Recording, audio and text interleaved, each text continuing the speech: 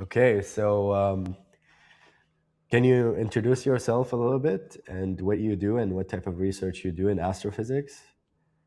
Yeah, sure. So I'm Richard. I am a PhD student at the Institute of Astronomy at Cambridge University in the UK. I'm a third year PhD student, so I'm getting towards the end of the PhD now. So I have funding for Nice. 3.5 years, Okay. um, and my research centers around black holes and gravity.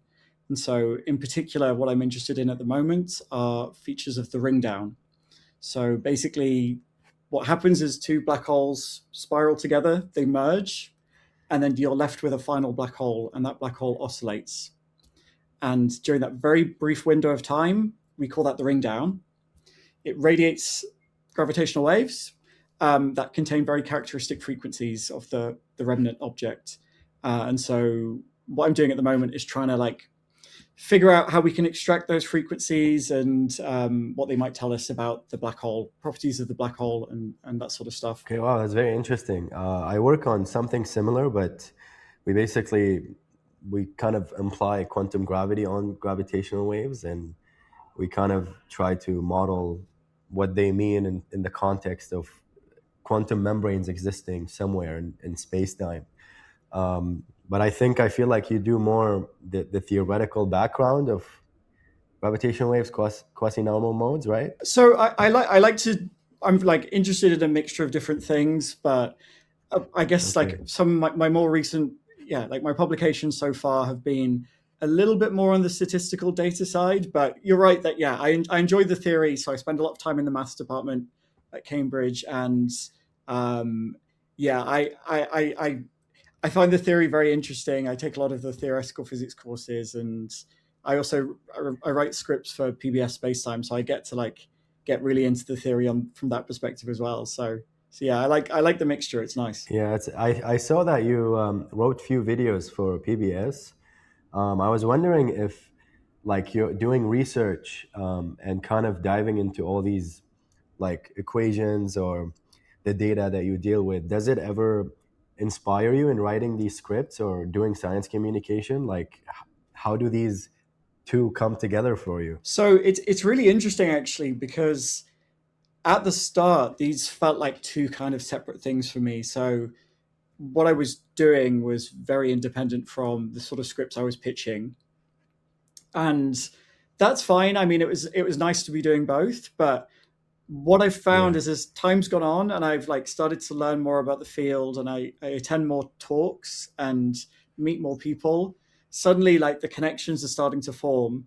And so more recently, I feel like I'm getting a lot of inspiration from papers that I read, things that I see appearing on the archive, and yeah, talks that I attend, conferences, that kind of thing. So that's really nice to have the two kind of blur into one. I mean, I think probably with the stuff that I've written, it's not really stuff that I actively research. It's stuff that I have to kind of learn about Okay.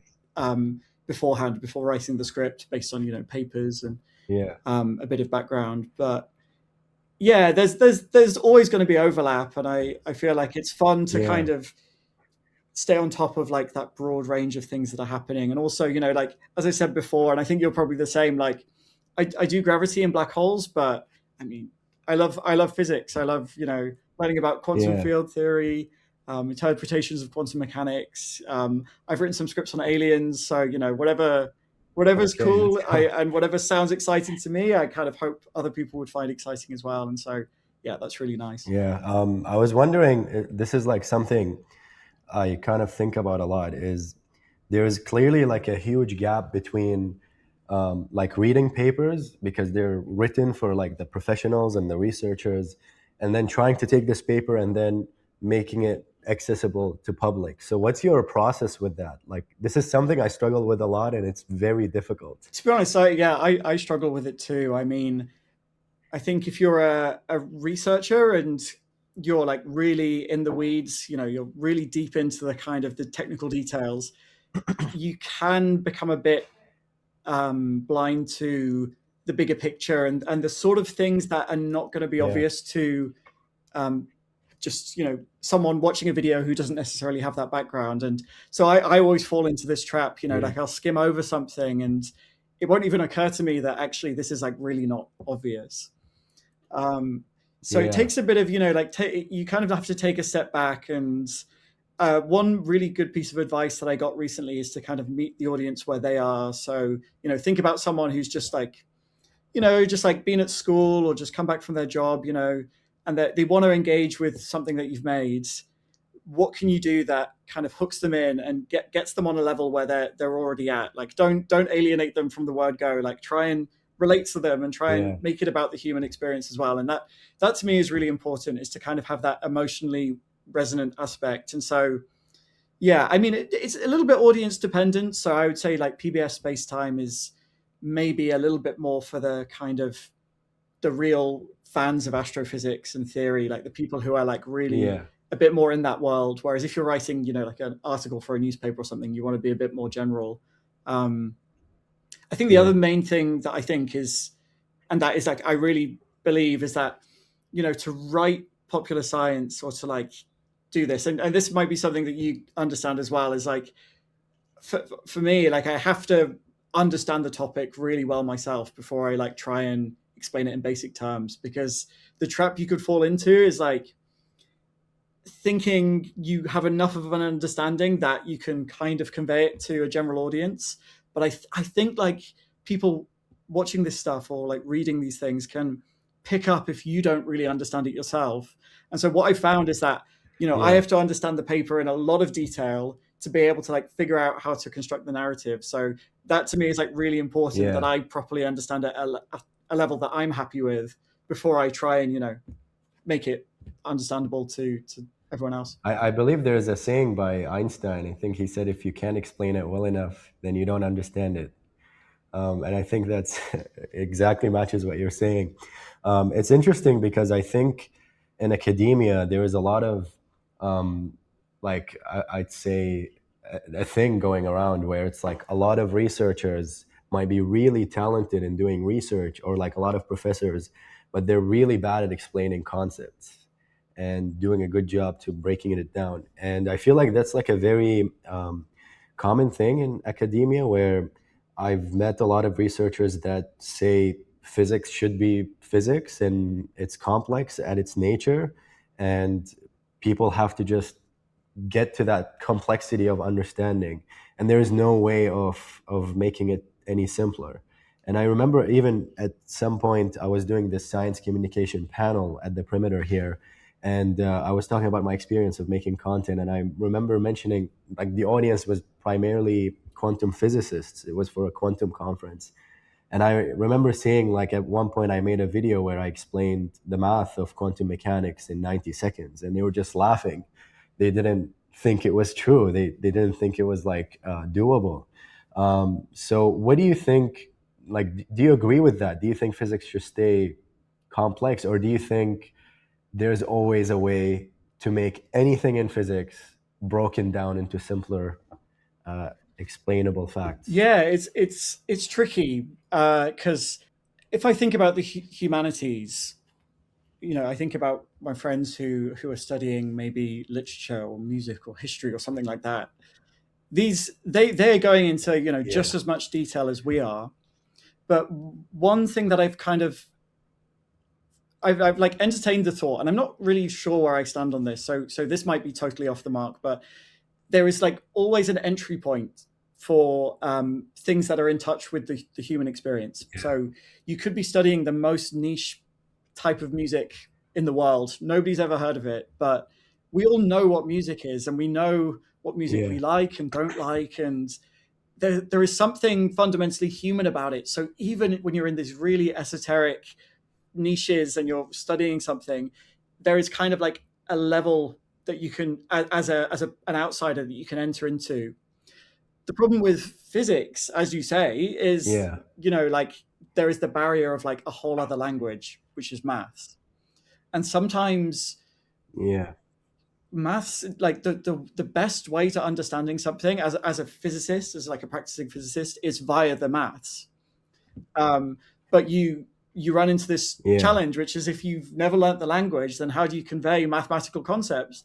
So that entry point isn't the same. It's almost like you need to have done the prerequisite, learnt the language, and then you're in a place where Yeah. you can kind of understand something properly.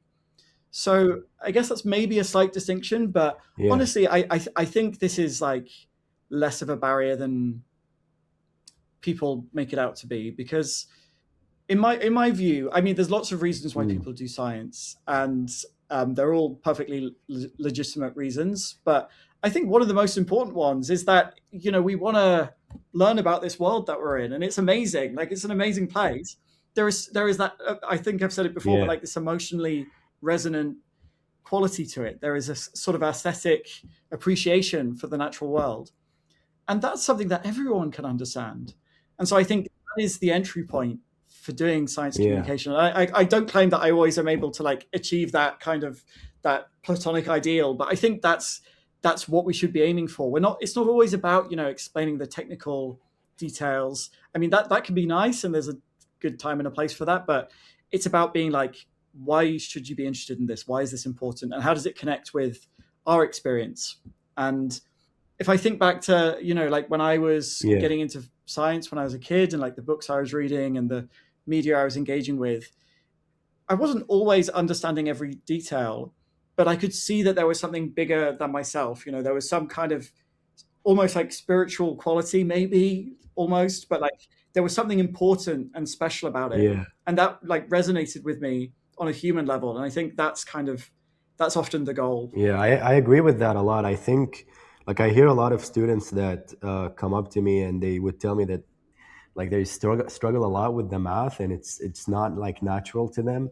And there's this whole like conception that math is this like scary mythical thing that only a special few of people can understand. But I think if someone has the passion and that like outward look of how beautiful nature is, I think it's really possible to kind of be capable of understanding this language.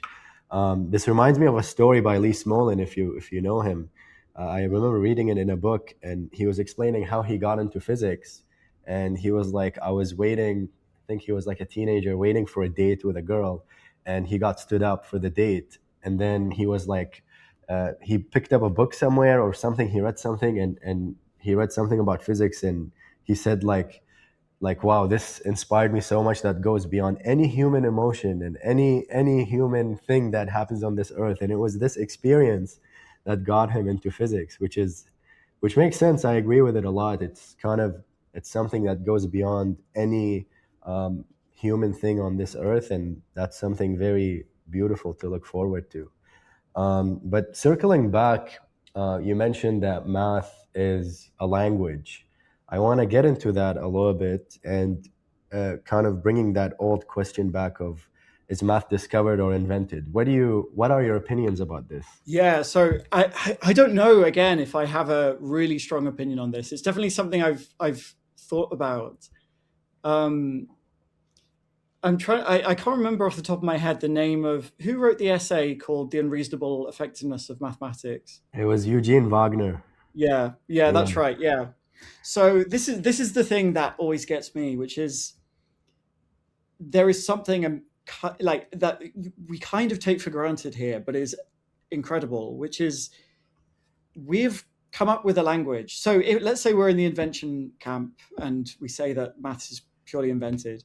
yeah, So we've come up with a language that describes the world, but it also makes predictions about the universe. yeah, So, I mean, a really amazing example of this, and this is, kind of where we're heading, but Einstein's field equations for gravity, he made a huge conceptual leap, said, what if there is this thing called space time?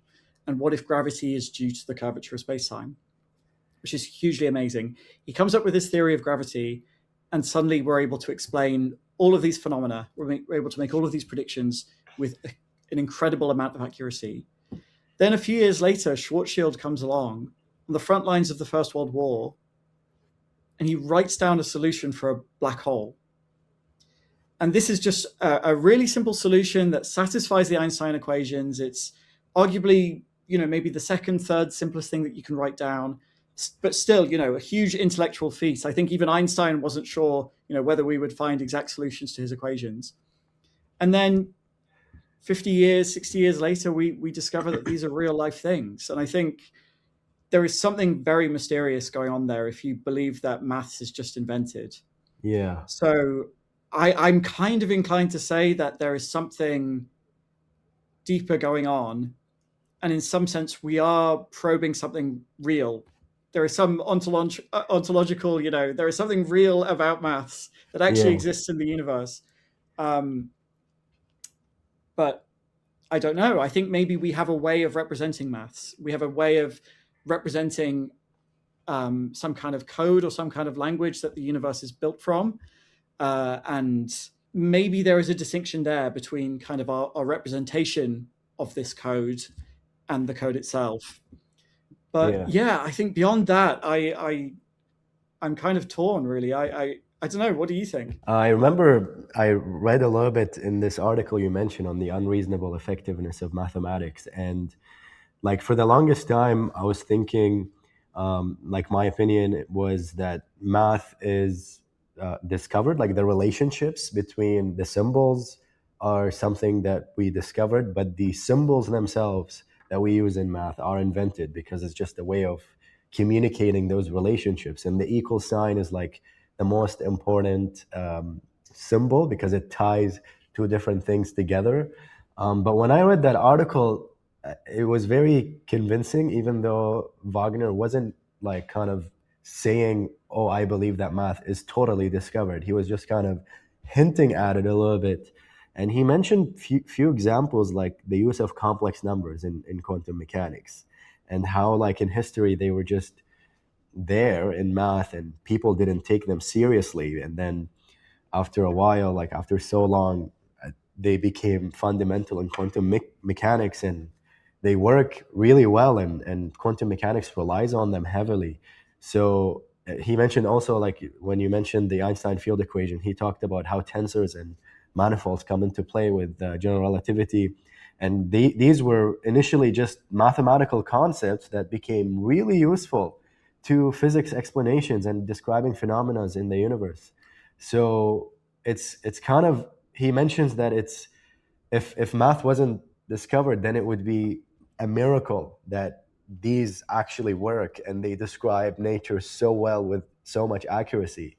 So I don't know. I think it's, there's definitely, I agree with you. There's definitely something like deeper that maybe like what we see in our equations is discovered, but the way we use to describe these relationships are invented. Like these symbols, I think they can be replaced by any other thing that could come. Like I'm sure if aliens come someday and they have their own way of mathematical descriptions, then they would have probably their own symbols, but I am sure that they would have the same relationships. Yeah, I think this is something that I find quite cool. And I, again, like I don't know quite where I stand on the debate, but we have these theories of nature. We have general relativity, quantum field theory, but they have pathologies in them. They have things where stuff goes wrong. So, we have singularities in general relativity, Yeah. or in quantum field theory, there are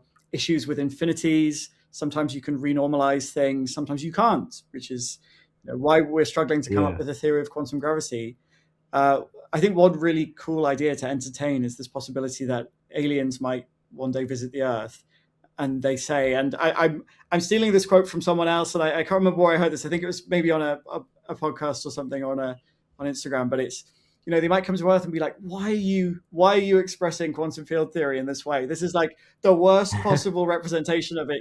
Like there is a much nicer way, but you just don't have the right symbol for it, or the right mathematical Yeah. tool. And so I think this is a really fun idea that like we're clearly like touching on something real about the universe, and we're trying to break through to reality, but there's maybe more than one way to Yeah. get there. And I think quantum field theory is a Yeah. really nice example of this, because there are two approaches. Like the one that you probably learned first at university is like the quantization of classical fields, and building up from there and basically turning fields into operators and the various steps that basically allow you to get to this point where you realize that the universe is made up of fundamental fields and excitations of those fields are particles. And then Feynman came Yeah. along, and Feynman famously, always had a few ideas like floating around in his head that he liked, and he kind of wanted to see if he could apply them to other things. And he comes up with the path integral formulation of quantum field theory, which is a different way of looking at the problem. And some issues that existed in the first version of the theory don't exist in his, and vice versa. And so we know that this can happen. And so I think it's really fun to think that maybe there are other ways to kind of get through to reality via maths. Yeah, I agree with that notion. And about the thing you mentioned, that there is something deeper than what we think there is. I know there's like this whole debate in philosophy of realism versus anti-realism. Um, do you think we would, like, with the equations that we have right now, they represent an accurate description of reality?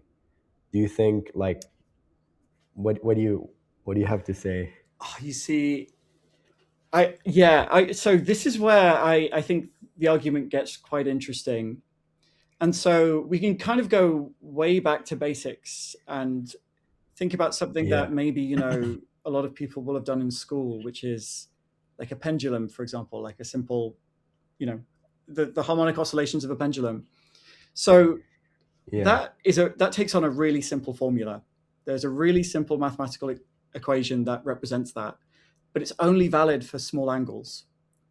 And as soon as you start to like have some large angle involved, you start to really swing the pendulum, then this really nice formula no longer works and you need corrections. And this is like a very, very general property of physics. You do some approximation, you do some expansion, you take the first order term and you say this is good enough, and it allows you to make analytical progress in your calculations, but it's only valid in certain regimes. And so yeah, when I would learn about this stuff, in the back of my mind, I was always thinking, okay, so, we're making an approximation here. We're kind of deviating slightly from reality. What's going on? Like, is this a legitimate thing to do? But out the other side, you get a really beautiful equation. You get something very profound, very understandable, and it's very predictive as well. But it yeah, kind of feels like we've sort of, moved the goalpost slightly and we're not fully explaining reality.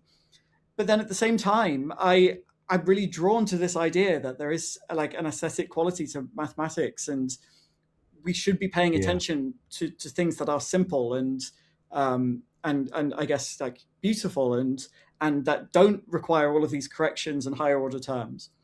So yeah, there is this subtlety here, like the universe just works. The universe doesn't necessarily care about the equations. The universe just does what it does. So maybe the problem is that we as humans don't necessarily have the capacity to appreciate this like grander beauty, this grander symmetry or simplicity of the universe. yeah, But yeah, there's like a slight conflict there, and I lean towards thinking that there is something real, and we are okay, actually getting at something truly, um, yeah, it's something true. But yeah. yeah, again, I'm one of these people. I think this is why I find the philosophy so interesting, because I just can't make up my mind really. And I hear a Yeah. good argument, and then suddenly my opinion's changed. And so, yeah, I'm sorry I can't give you a more concrete answer, but I'm curious about what you think. It's funny because when I did undergrad, I majored in physics, but I also minored in philosophy of science. And I was, like you, like I couldn't make up my mind. And it's like every time I take a philosophy class and I read about an argument, and I'm like, wow, that's so convincing. I like this argument. Okay, I'm a realist. And then I read another argument, which is covered in the class, and I'm like, oh my god, that makes sense too. So maybe I'm an anti-realist. It is like all the arguments in philosophy somehow make sense, and it's a big struggle. But it's funny because my professor who taught me a few of these courses, I remember like the first class we had was like an introductory philosophy of science, and she was like, her main area of research was philosophy of quantum mechanics. and she just said, just for you guys to know, I'm a hardcore anti-realist because of quantum mechanics. And I was so bothered by that. I was like, what does she mean? Like, why is she an anti-realist? Like, what's in quantum mechanics that kind of makes a person not trusting the equations that describe this universe? And quantum mechanics is full of so many problems that tells you that there's some missing issues that we cannot ever understand. But for me, I think I lean towards realism a little bit because, like the equations we have describing gravity or describing black holes, they've worked so well for the last century or so, and I feel like if we don't have something that kind of accurately representing reality, even if it was subject to our understanding, it might be different from other creatures. But I think it's so necessary that we see it as truthful. We see it as an accurate representation because otherwise, what else would we have? Like, I think we wouldn't have any source of understanding of anything at all. And there's a lot of arguments in philosophy that I've read. Like there's entity realism, where like Ian Hacking, who was a prominent philosopher defending realism, took the Millikan oil drop experiment as an example. And he was like, even though we cannot see these electrons floating somewhere, they exist because we can spray them. And he said, since you can spray them, they exist.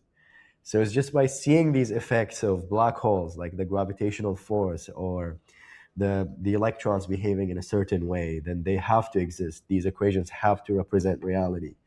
But that's just my opinion. I know anti-realists have a lot of really strong arguments against it, but yeah. I was just on that point. I mean, I think this is really this is really cool because, um, yeah, it seems like our equations, if they're not describing reality, then it's kind of a miracle. I think that this is the language of like Hillary Putnam. Like it's a Yeah, miracle that we are that we are making predictions about reality using our equations and our models, and they work, and yeah, everything seems like extremely consistent. yeah, Um, but there are days actually where I like really lean into sort of radical realism to yeah, the extent where like quantum mechanics, yeah, I think is brilliant because this is like where the debate really happens.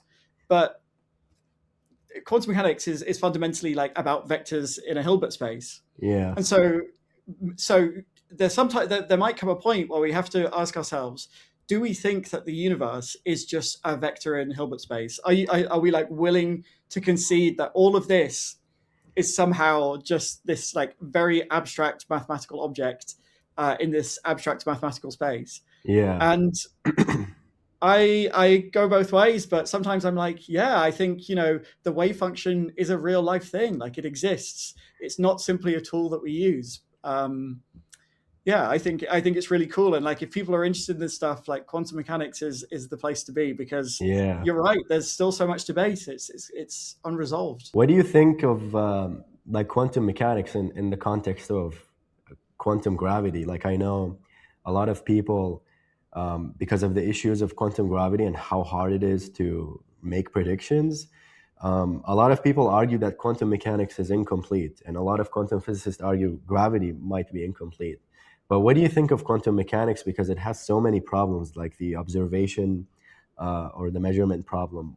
Do you think it could be fundamentally wrong, or the interpretation is missing, or do you think it's a really accurate theory? Well, I mean, on the one hand, it is a really accurate theory. Like, just like general relativity, it makes excellent predictions. It's like an extremely well tested theory that stands up to the Yeah, scientific method. And so I'm sympathetic to the shut up and calculate crowd who say, no, like it works. Like, who cares what the interpretation is? Because we're able to do so much with that.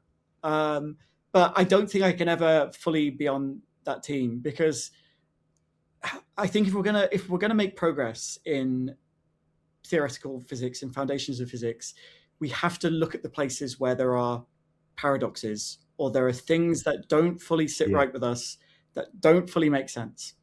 So quantum gravity, I guess the really typical example of this is the information paradox. You take a black hole, Yeah. you throw something into the black hole.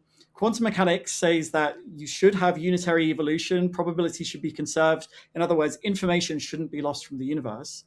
But general relativity says, like, sorry, like once that's in the event horizon and the black hole evaporates due to Hawking radiation, which is semi-classical, but is a kind of, half a theory of quantum mechanics, half a theory of gravity, that information is lost from the universe.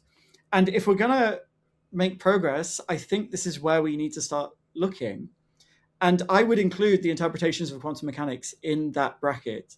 I think this is a very I'm not a quantum mechanics guy. It's not my active area of research, but to me, this is a problem. The fact that we don't understand what a measurement actually does in the real world. So my view is, if we're going to make progress, we need to really sit down and like be serious about this. And there are plenty of physicists and philosophers of physics out there who really do take this stuff seriously. And I've like really engaged with this debate. And the more I think about it, the more I lean into the Everestian interpretation. I think we have to take the wave function seriously.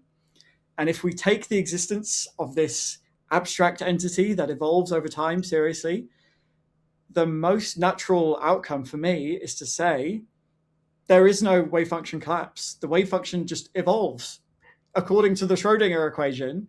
And what we interpret is branches of that wave function. And so, in other words, we live in a universe with many worlds. I think that to me seems like, at least for now, that seems like the most natural way to interpret the measurement problem and to interpret quantum mechanics. I don't know. What do you think? I think like it's interesting because when I like do quantum mechanics problems, and a lot of people would say like it does not make sense, but the math is actually very reasonable. Like it makes sense, it's consistent, it's logical, it comes out together, and a lot of it is also really beautiful. Like I really like the bracket notation that's used in all of quantum mechanics. I don't know, it gives it like a sense of aesthetic. But when it comes to like certain problems in quantum mechanics, I kind of lead towards the school that says it's incomplete in a way. A lot of quantum gravity physicists kind of align with gravity more than quantum mechanics, because I feel like gravity, wherever you put it in a certain scenario, I mean, it's just because it's a curvature of space-time, it works. But then when you come to the description of particles, since there are a lot of other existing interpretations for quantum mechanics, I think, I mean, one of them, which is the Copenhagen interpretation, works really, really well. But I think there is certainly something missing, like in the quantum world. There is some sort of, I don't know, like there's a factor maybe we're overlooking, or something deep in the equations that is just waiting to be known. I feel like I also lean towards the idea that maybe it's okay to not have a theory of everything, not have quantum gravity, and just leave it as it is and move on and deal with other problems. So yeah, like I'm kind of very not really convinced by a lot of the stuff that goes on in quantum mechanics. But you brought up the black hole information paradox, and there's a really scary result, I would say, or a crazy prediction that Leonard Susskind had drew from that, namely the holographic principle. If you're willing to explain that, I think it would be interesting to go over this. Oh yeah, definitely. I mean, just like one final thought on what you said there about quantum mechanics, which is Yeah, I like going back to quantum field theory for a second. That I mentioned before that the kind of canonical approach is to take a classical field and to quantize it. yeah, But yeah, that's doing something a bit wrong, because you're right that like at the deepest level, the universe is quantum. So yeah, I'm most of my work is with Einstein's equations. It's with general relativity, gravity. But I think actually the fundamental description of reality is quantum, and I wouldn't be surprised if general relativity, if gravity somehow emerges from some quantum picture. If space-time is like an emergent property of some underlying microscopic system. That to me feels like the more Yeah. natural way to put it. And I suppose that leads Yeah. kind of into the holographic principle because, yeah, you have this basically. This is the situation, which is um, the area of a black hole. So maybe this is a good place to start. The surface area of black holes, classically, so without even thinking about quantum mechanics, always increases. This is the area theorem. It's actually something that you can kind of validate using gravitational waves, and there was a paper recently that attempted to do this. And so this is kind of interesting because it introduces some irreversibility into the universe. We're saying that when black holes merge together, the resulting black hole has to have a bigger area than the two that Yeah. that formed it. And a black hole can never decrease in size; it always increases. So if you're a physicist, maybe your mind goes to the other really classic example of an irreversible system or description of irreversibility, which is entropy.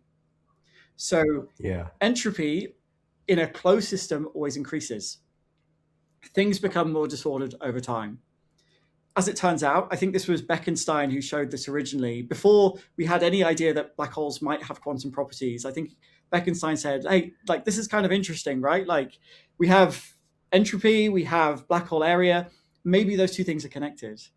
And then shortly afterwards, it was shown that they're actually precisely connected. The entropy of a black hole, which is admittedly a bit of a nebulous concept, is related to the surface area divided by 4, with some constants put in there as well. Yeah.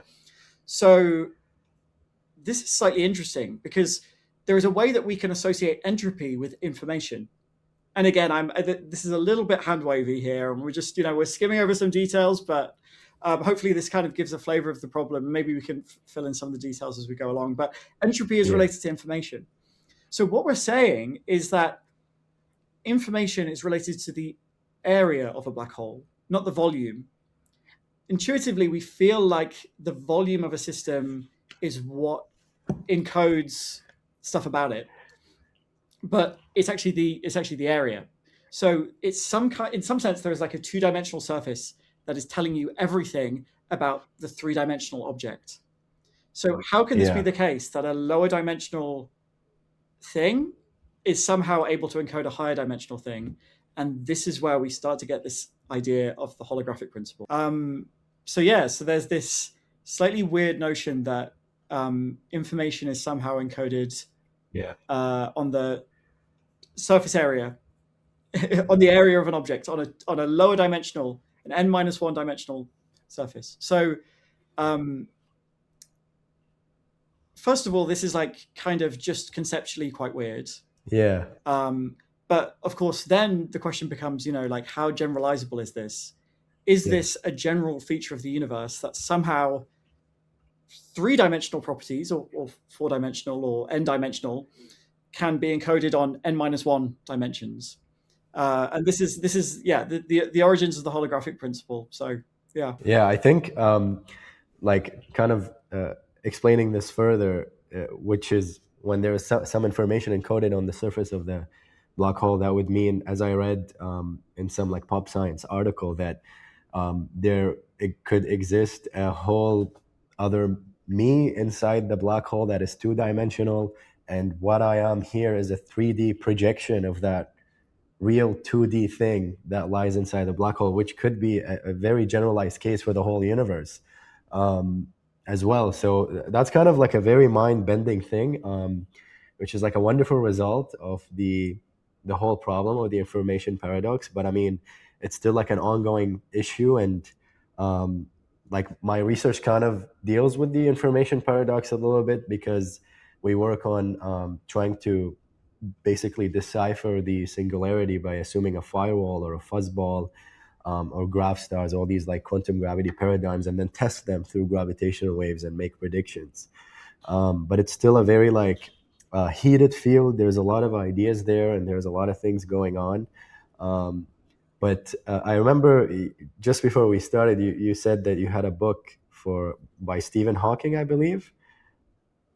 Yeah, so I was kind of trying to get some inspiration for our Yeah. chat, and I thought, okay, I'll just I'll go to the library. we have a lot of nice books. And I picked out this one, which I think is quite special. So it's got this like very beautiful sort of like bound blue Oh cover. You can see wow. it's very worn down. It's called The Large Scale Structure of Space-Time. Okay. So you can see it Yeah. there, by Hawking and Ellis. And this is kind of like the most important book when it comes to understanding black holes. It's one of the textbooks. You learn general relativity, you move on to thinking about curved space-time, solutions to Einstein's equations. This is such an amazing book for learning about them. I mean, this kind of set out, this is like one of the definitive texts. But what makes it really special is that this book was presented to our library Oh, by no way. Stephen Hawking himself. So Wow. this is one of the original copies. Yeah. And so it's very cool to be holding it in my Yeah. hand. And I just occasionally, I need to check Yeah. something about black holes. It's not that often anymore that I'm referring to a textbook. I mean, it definitely happens, but I'm often just referring back to papers or things like that. But just now and again, I can refer to this book, Yeah. and I feel like somehow I'm kind of in touch with the sort of one of the kind of originators of some of the most important ideas in black hole physics. So I just thought this was really Yeah. nice, and I think there's like I mean, I can't claim to have like read through the whole thing, but it's like I'll kind of show you one of the pages. So Oh this is wow. like this description of Gödel's universe, Oh which no is way. this which is this universe where you have like swirling dust and a negative cosmological constant, and they perfectly balance each other Yeah. out. So you have this universe that's kind of spinning at every point. Yeah. And what it does is it creates these closed time-like curves. Yeah. So in other words, if you lived in this universe and you followed a path, you might end up back to where you started before you left. Yeah. So in other words, time Yeah. travel, a universe full of time Yeah. travel. So, in the grand scheme of things, it probably couldn't exist, but it is a valid solution to Einstein's equations. But I think this is just such a beautiful book, and it's just so cool to kind of have that piece of history. Yeah, Yeah. I wonder, like in that book, do they go into the details of Gödel's universe, or There's actually just like there's a relatively short section on it that just covers some of the exact solutions Okay. to Einstein's equations from memory. So I don't know if they cover it here, but I want to say that Gödel, who is I think was good friends with Yeah. Einstein, gave it to him maybe as like a birthday present for his 70th birthday, something like this, and said, "Look, like this is an interesting case study because I don't think anyone thinks this could be a real universe, but it does perfectly. It solves the Einstein equations, and it leads to some very weird results. And so it's quite a nice test case for thinking about, what's possible. Yeah. I guess with just thinking about matter and the curvature of space-time. But there's another thing that I really like about this book, which is the definition of a black hole. Okay. So I mean, there are lots of definitions out Yeah. there, but I don't know if you kind of know the sort of like formal mathematical definition that's given in this I'm interested in hearing it actually. So I mean, the defining quality of a black hole is the event horizon. So the point of no return. That is the thing that makes black holes so weird, is they are causally disconnected from the rest of the universe. And so if you want to define a black hole, you have to define an event horizon. Yeah.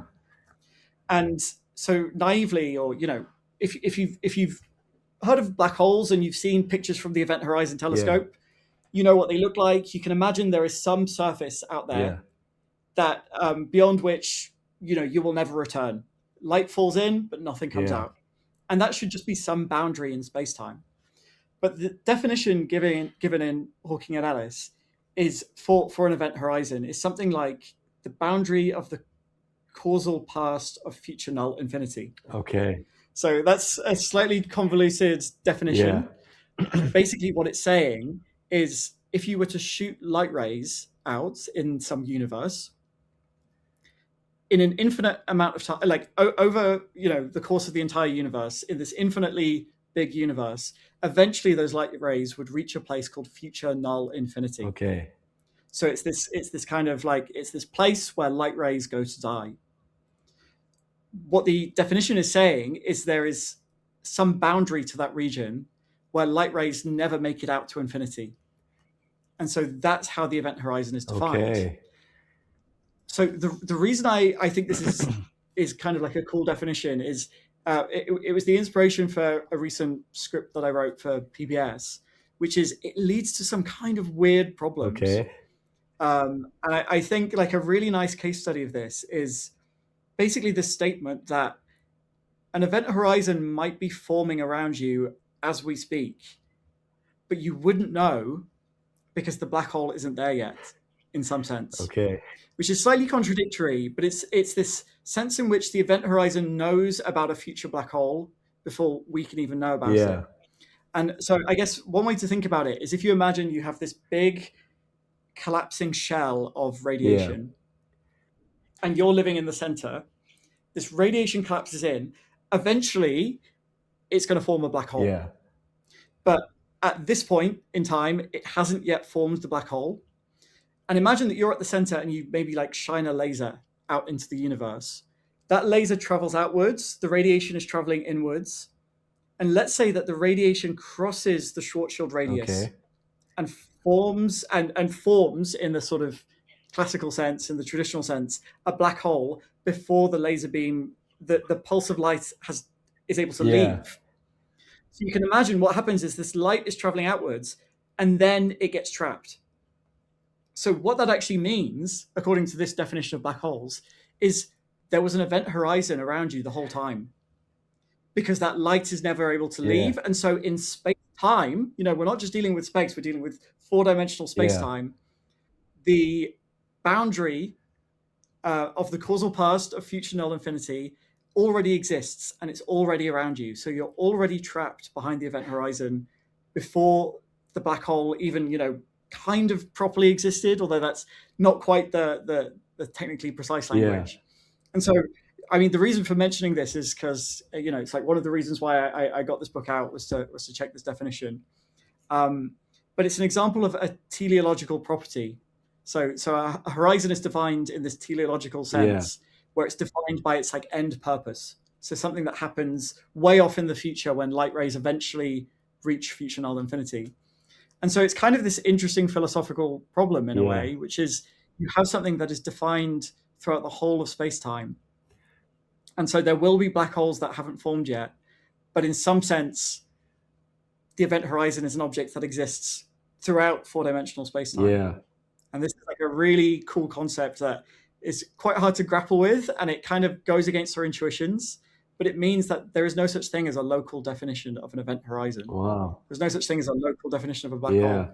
And I just think this is like a really cool implication that comes out of this definition, comes out of the maths. So it's almost like yeah, a really poetic idea of describing black holes. Like, so basically what you're saying is that light travels to infinity and they reach a place where they die. Is that like correct way of like, that's kind of, as I said, very poetic. It's kind of light dying. It's like something that doesn't really, you don't hear that often, and it's a really profound way of thinking about black holes.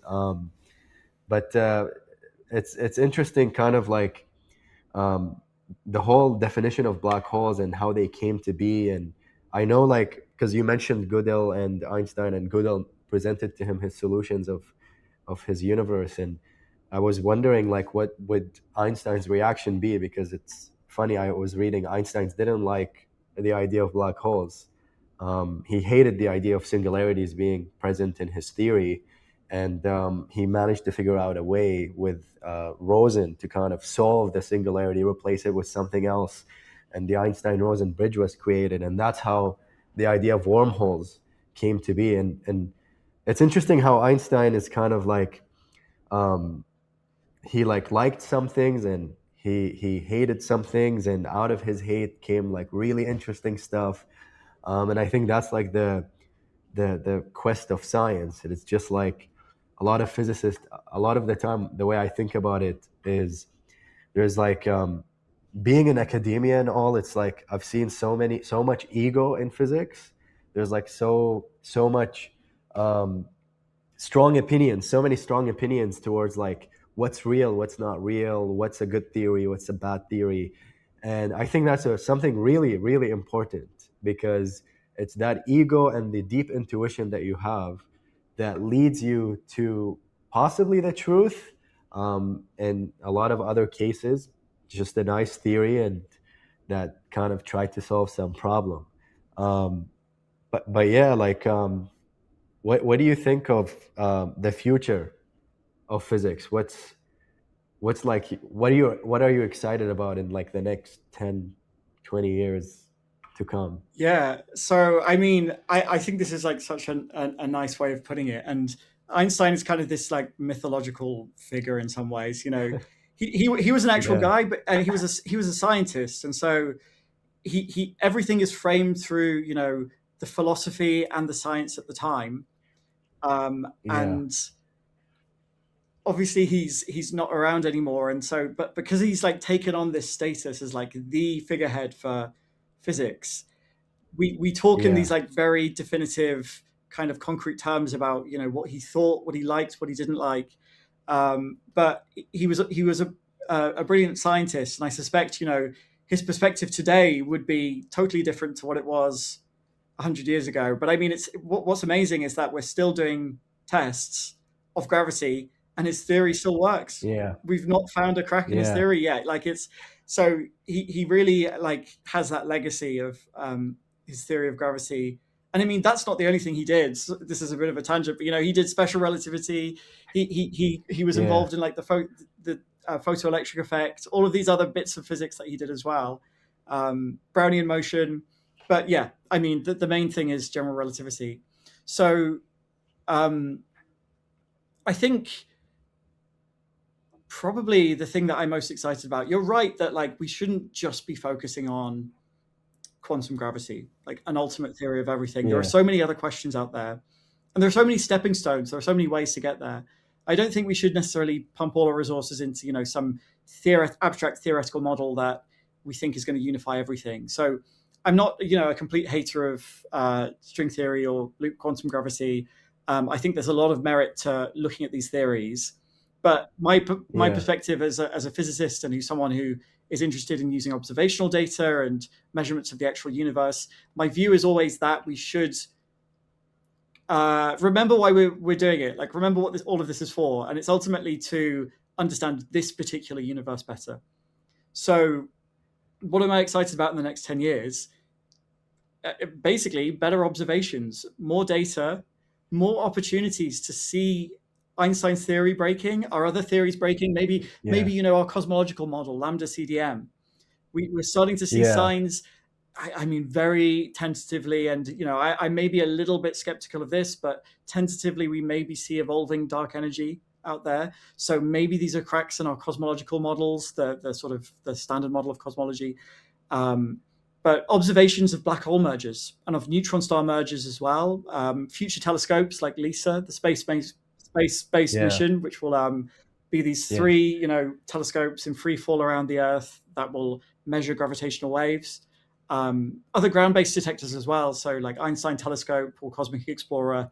These will be a lot more sensitive than LIGO and will allow us to probe black holes much more closely. Um, and then thinking more broadly, like galaxy surveys or measurements of the CMB.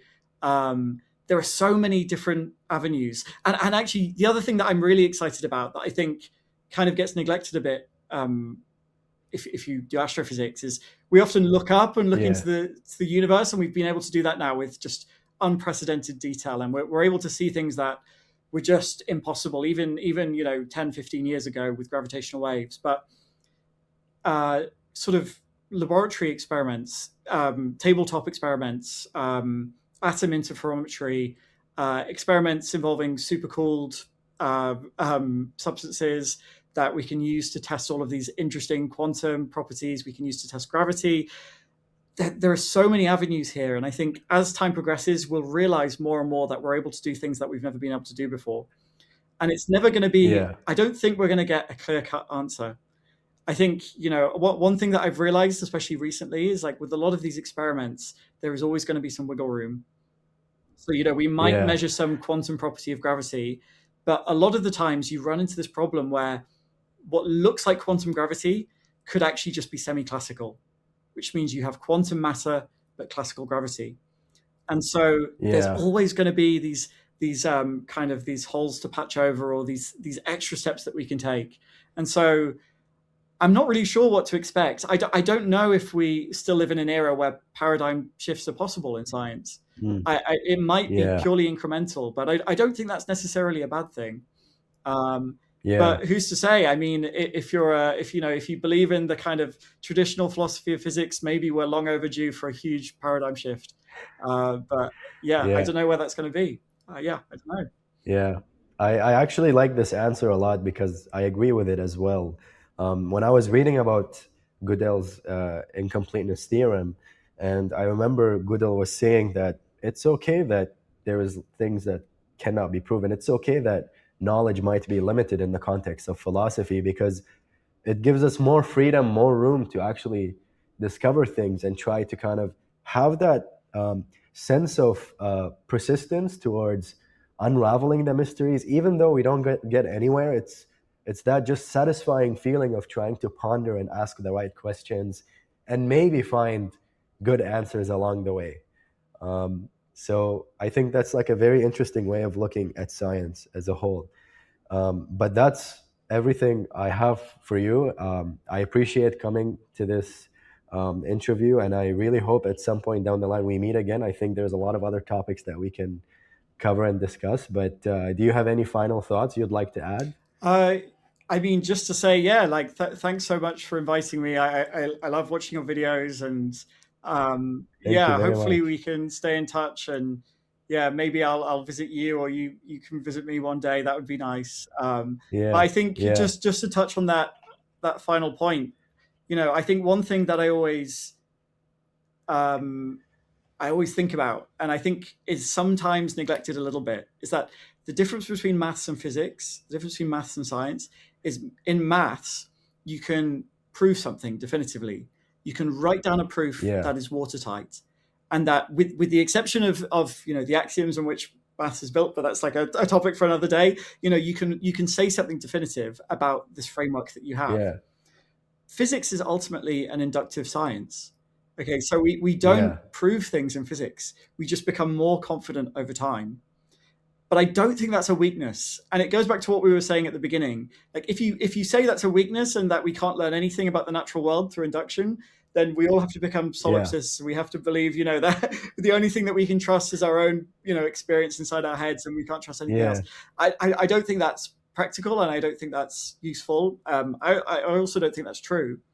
Um, and so science is this process of trying to incrementally learn more and more. Sometimes you take a step backwards and then you take two steps forwards. And I think that really is the beauty of it. We are just trying to gather more information while we're here about how this universe yeah, works. And I think that's profoundly beautiful.